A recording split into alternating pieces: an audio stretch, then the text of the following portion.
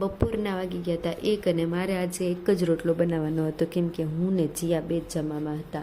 અને શાક તો સવારે જ બની ગયું હતું દૂધી દાળનું, અને મને દૂધી દાળ જરાય ન ભાવે એટલે મેં ઘીને ગોળ ગરમ કરી લીધા હતા.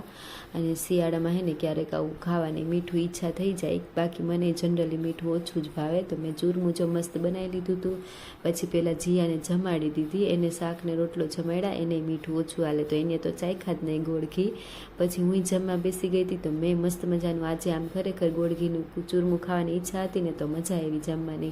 પછી જીયાને થોડીક મારી શરદીનો ચેપ લાગી ગયો હતો એટલે એને દવા પીવડાવી, અને ઉધરસ ક્યારેક ક્યારેક આવતી હતી. આમ તો એ દવા હાથે પી લે, પણ જો આવા પહેલાં નખરા કરવા પડે, પોતે આમ ચાખે ને પછી મને ચખાડવા આવે કે મમ્મી તું ચાય કેવી મીઠી હે.